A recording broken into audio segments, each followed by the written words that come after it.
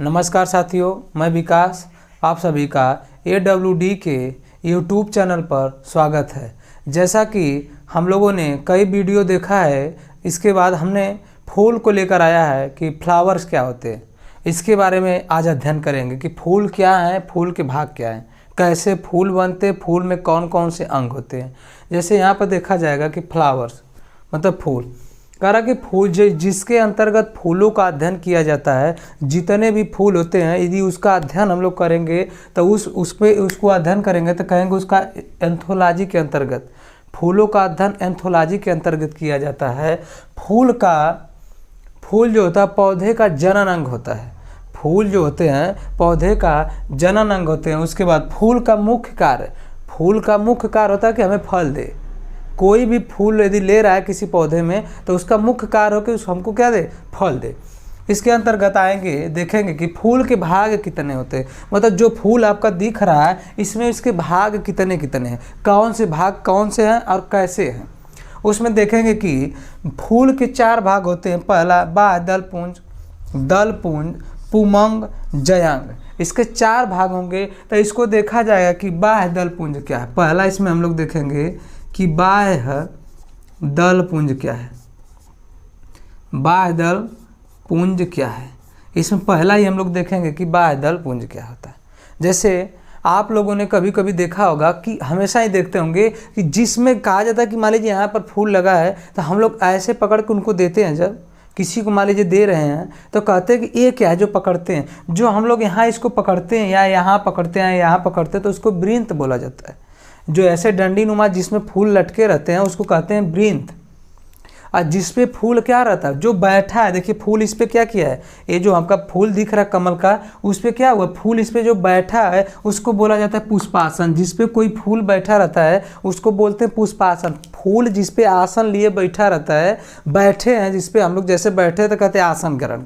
उसी तरह फूल जिस पे बैठा रहता है उसको पुष्पासन कहते हैं। फूल जिसके माध्यम से तने रहते हैं, टेढ़े होते मेढ़े होते जैसे भी हों, उसको वृंत बोला जाता है। और बाह्य दल पुंज की इसके बाद बात की जाएगी। बाह्य दल पुंज क्या है, जैसे कोई भी फूल हो यदि अंदर इसकी जो भी हैं, अब ऐसे देखेंगे तो कभी कभी फूल क्या होते हैं, ढके रहते हैं। तो जो ऐसे हरी पत्तियों जैसी जब पत्तियां हैं, जो यदि फूल को पहले से देखिए इसके अंदर फूल होंगे तो ये पहले से इसको यदि ढक लिया हो, यदि उसका जन्म न हुआ, यदि फूल है उसके अंदर ढका रहता है, तो जो जिस से ढका रहता है ऐसे फूल, इसके अंदर का जो भी दलपुंज होंगे, जो इसकी पत्तियां होंगी उसको पहले से जो घेर लिया रहता है, जो हरे कलर की पत्तियां उसको घेरी रहती हैं।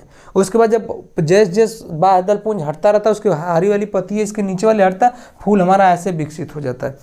तो जो ऐसे फूलों को जो ऐसे घेरे रहते हैं, बंद किए रहते हैं, तो उसके अंतर्गत उसको बाह्य दलपुंज कहा जाता है। बाह्य दल पुंज कहा जाता है। जैसे मान लीजिए अभी मान लीजिए फूल जो बढ़िया से फूला नहीं है तो उस पर जो हरा कलर का आप लोग देखेंगे, बाह्य दल पुंज जिंदगी जो हमेशा कर सकते हैं, हमेशा ही हरा होता है। यदि फूल जब को उसको ढका रहता है तो हमेशा ही हरा कलर का होता है। तो बाह्य दल पुंज, जो बाह्य दल पुंज होते हैं, बाह्य दल पुंज सदैव हरे रंग के होते हैं। सदैव हरे रंग के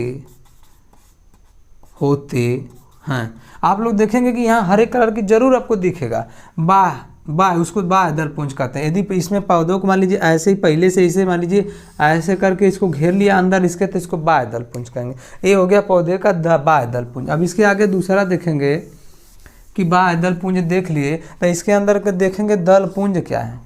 फूल के अंदर देखा जाएगा कि दल पुंज क्या है। अब इसमें देखा जाएगा कि दल पुंज कहाँ है। तो आप लोगों ने देखा होगा कि जो भी पौधा मान लीजिए जो भी फूल है ऐसे ऐसे बड़ी जो पत्तियां निकालते रहते, चाहे जो मान लीजिए ये जो पत्ती होती है उसकी, जो फूल की जो पत्तियां होती हैं हरी होती, रंग बिरंगी होती, गुलाब का आप लोग देखे होंगे, गुलाबी कलर का, सफ़ेद कलर का, कुछ बैगनी कलर के, ऐसे ऐसे फूल होते हैं जो उसके अंदर जो पत्तियां होती, जो इसके अंदर के जो पत्तियां होती हैं, पत्तियों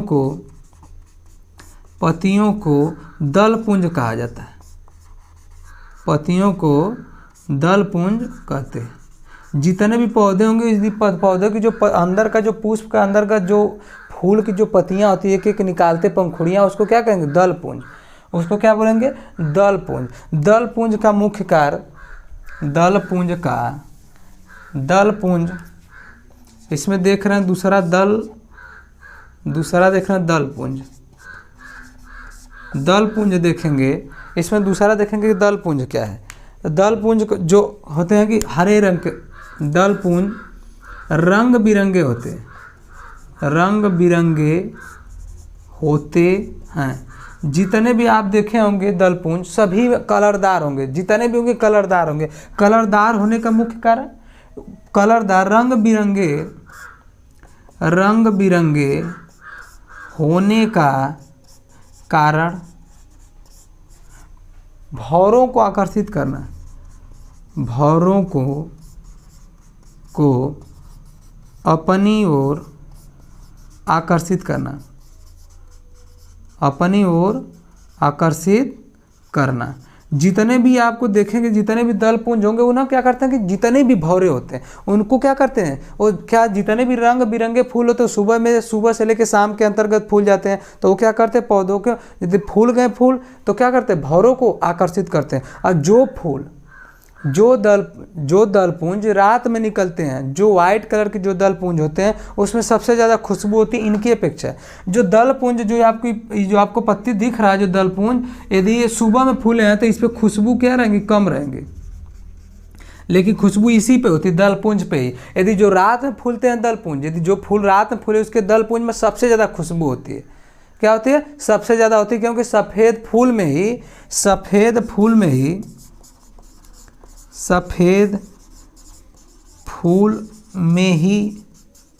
सबसे ज़्यादा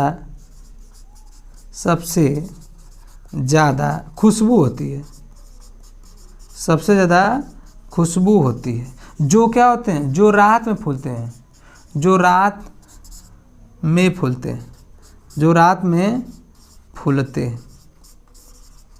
हो गया। अब इसके आगे देखेंगे कि पुमंग क्या होते हैं। जो हमारे फूल होते हैं उसमें पुमंग क्या है, कहाँ कहाँ पुमंग होते हैं, पुमंग क्या है, पुमंग के भाग क्या है, ये सब देखेंगे। अब देखेंगे कि जो पुमंग के क्या है, पुमंग फूलों में देखेंगे पुमंग क्या है। आपको पहले ही बताया गया था कि ये क्या है, पुमंग है। ये जो ऐसे ऐसे आ रहे हैं क्या है, पुमंग है। ये पुमंग के भाग है। तो पुमंग के भाग के अंतर्गत क्या क्या आएंगे, पुमंग के अंतर्गत क्या होते हैं, पुमंग जो होते हैं फूल का नर भाग होता है। जैसे कहा जाता है कि नर और मादा ना, जेंट्स होते हैं क्या नर और लेडीज होती है मादा। तो उसके अंतर्गत जो पुमंग होते हैं फूल का क्या होते हैं, नर भाग होते हैं। इसमें नरों कहा जाता है कि फूल में पुमंग की संख्या सबसे ज़्यादा होती है। यदि कोई फूल है, यदि फूला है तो यदि उसमें देखा जाएगा पुमंग की संख्या तो सबसे ज़्यादा होगी नर के अपेक्षा, मादा के अपेक्षा नर की ज़्यादा होगी। इसलिए कि क्योंकि ये नर भाग है, फूल का नर भाग पुमंग, इसलिए इसमें फूलों की संख्या में नर भाग का जो पुमंग सबसे ज़्यादा है। जो ऐसे आपको दिख रहा है यहाँ पे फूल में, ये क्या है, पुमंग है। यहाँ से जो यहाँ तक आपको जो दिख रहे हैं ये क्या है, जैसे यहाँ से आपको दिखा जाएगा, आप जैसे हैबिस्कस वाले पौधे में देख सकते हैं कि यहाँ पे जो रहते हैं ऐसे डंडी, उसको क्या बोलते हैं, पुमंग होते हैं। और पुमंग में देखा जाएगा कि पुमंग के भाग कितने, आप लोग पुमंग को देख लिए, पुमंग को भाग कर देख सकते। जो ऐसे निकला है इसको क्या कहेंगे, पुमंग। पुमंग के भाग, पुमंग के भाग। अब इसमें देखेंगे कि पुमंग के कै भाग है। पुमंग के भी कै भाग, 3 भाग होते हैं। पुमंग के कितने भाग, 3 भाग होते हैं। पुमंग के कितने भाग, 3 भाग। उसमें पहला देखेंगे कि उसमें क्या होता है भाई, पराग कोश।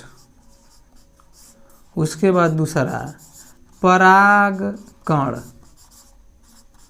उसमें फिर तीसरा देखेंगे, उसमें क्या हो जाएगा, पुंकेसर। पुंकेसर। देखिए भाई कह रहा है कि इसमें जो पुमंग के कई भाग हैं, 3, पराग कोश, पराग कण और पुंकेसर। देखिए भाई ऐसे आप लोगों ने पौधों में जरूर देखा और फूलों में जरूर देखा होगा कि ऐसे रहते हैं, ऐसे होते हैं। ये हो गए पुंकेसर, पुंकेसर।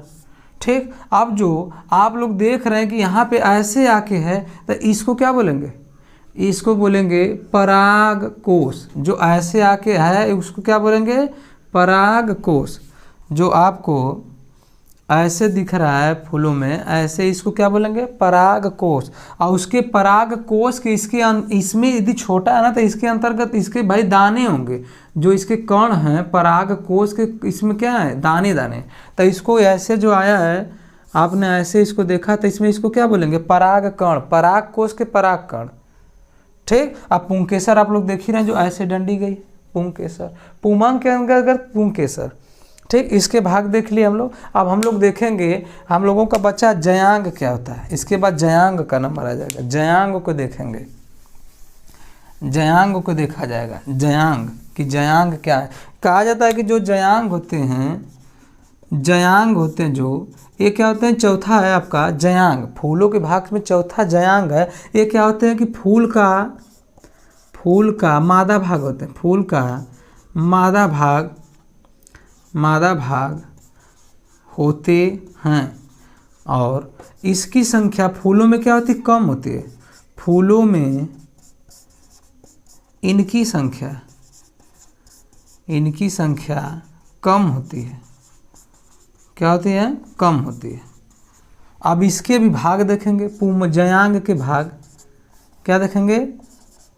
जयांग के भाग, जैसे सभी का हमने अध्ययन किया इसमें। अब इसमें देखेंगे जयांग के क्या भाग है। इसमें जयांग भी 3 भाग है। क्या भाग है?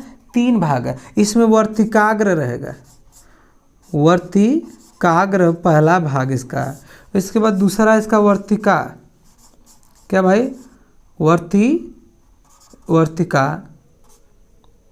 उसके बाद इसका तीसरा देखेंगे अंडाशय। देखिए भाई, कहा जाता है कि आप लोगों ने, हमने आपको बताया था कि जो ऐसे रहते हैं और जो ऐसे इस पे बैठे रहते हैं, ऐसे जो रहते हैं, करा कि ये वृंत हो गया, ये क्या हो गया? अंडाशय। क्या हो गया? पुष्पासन। जिस पे फूल बैठे हैं उसको क्या बोलेंगे? पुष्पासन। आपने ऐसे देखा होगा, तो हमने आपको बताया था कि ऐसे ऐसे रहते हैं। यहाँ है ना, ये जयांग है।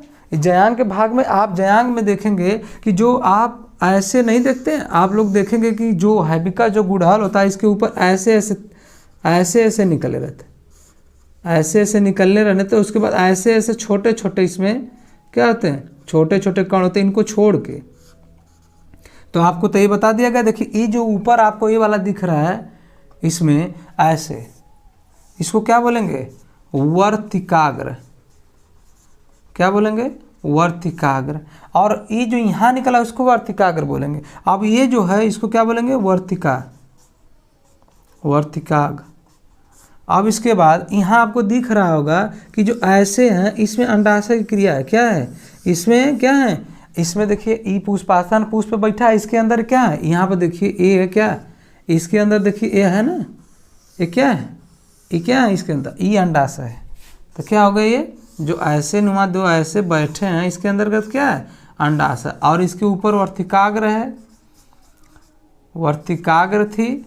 और इसके बाद इसको क्या बोला जाएगा? वर्तिका। और इसको अंडाशय हो गया, अंडाशय। अब कह रहा है कि जो वर्तिकाग्र का क्या काम होता है और वर्तिकाग्र का क्या, वर्तिका और अंडाशय क्या है? जैसे फूलों में आप लोगों ने देखा होगा कि जो कई फूल होते हैं उसमें नर और जो मादा भाग होते हैं, जो नर और मादा भाग होते हैं वो एक दूसरे को स्पर्श यदि कर रहे हैं या भौरों के माध्यम से एक दूसरे में यदि स्पर्श की क्रिया हो रही है तो उसमें परागण और निषेचन की क्रिया होगी, जिसके अंतर्गत इनमें भ्रूण का काम होगा। उसके बाद इसमें जो अंडाशय है, इसमें से वर्तिकाग्र पर से इसमें जो निषेचन और परागण होगा, इसमें से जो इसके कण आएंगे अंडाशय में आने के बाद इसमें क्या करेंगे? भ्रूण का निर्माण करेंगे, उसके बाद फल का निर्माण करेंगे। इसके आगे एक वीडियो और आएगी जिसमें